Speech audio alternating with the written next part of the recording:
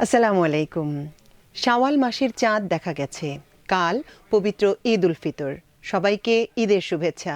ঈদ মোবারক। এক মাসের সিয়াম সাধনার পর শাওয়াল মাসের প্রথম দিন ঈদ উল ফিতর উদযাপন করেন মুসলিমরা। এটি সবচেয়ে বড় ধর্মীয় উৎসব। চাঁদ দেখা সাপেক্ষে নির্ধারণ করা হয় এ তারিখ। হিজরি বর্ষপঞ্জি অনুযায়ী চাঁদ দেখা সাপেক্ষে ২৯ বা ৩০ দিনে মাস হয়ে থাকে। ২৯শে রমজান শেষে যদি চাঁদ দেখা যায় তবে পরদিন ঈদ উল ফিতর, আর না দেখা গেলে ৩০ রমজান শেষে ঈদ উদযাপিত হয়। এদিকে উৎসব মুখর ও ধর্মীয় ভাবগাম্ভীর্যের সঙ্গে ঈদ উদযাপনে জাতীয় ঈদগাহ মাঠে ৫ স্তরের নিরাপত্তা ব্যবস্থা নিয়েছে ডিএমপি। দুপুরে সাংবাদিকদের একথা জানান ডিএমপি কমিশনার শেখ মোহাম্মদ সাজ্জাদ আলী। তিনি বলেন, প্রায় ৩৫,০০০ ধারণ ক্ষমতা সম্পন্ন জাতীয় ঈদগাহে প্রধান জামাত অনুষ্ঠিত হবে।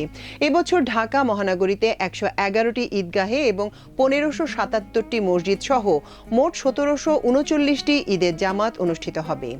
জাতীয় ঈদগাহ, বায়তুল মোকাররম জাতীয় মসজিদ ও ঢাকার অন্যান্য স্থানে ঈদ জামাতের জন্য ঢাকা মেট্রোপলিটন পুলিশের পক্ষ থেকে সমন্বিত নিরাপত্তা পরিকল্পনা গ্রহণ করা হয়েছে।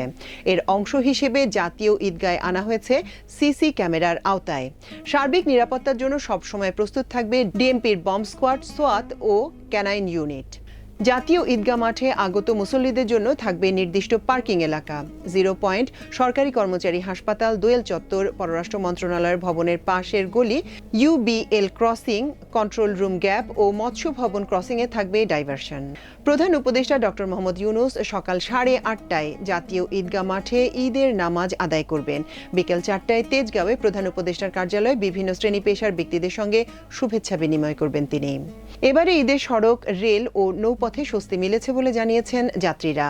বাস, ট্রেন ও লঞ্চ যেমন যথাসময়ে ছেড়েছে, তেমনি চোখে পড়েনি অতিরিক্ত যাত্রীবাহী বাহনও। অনিয়মের বিরুদ্ধে মামলা ও জরিমানা আদায় করছে ভ্রাম্যমাণ আদালত। গুরুত্বপূর্ণ মহাসড়কগুলিতে ঈদ যাত্রায় দীর্ঘ যানজটের চিরচেনা চিত্র দেখা যায়নি, তবে দুর্ঘটনাকে কেন্দ্র করে যানজট দেখা গেছে কোথাও কোথাও। দর্শক, আবারও আপনাদের ঈদের শুভেচ্ছা জানিয়ে শেষ করছি আমাদের আজকের এই ছোট্ট আয়োজন। ঈদ মোবারক।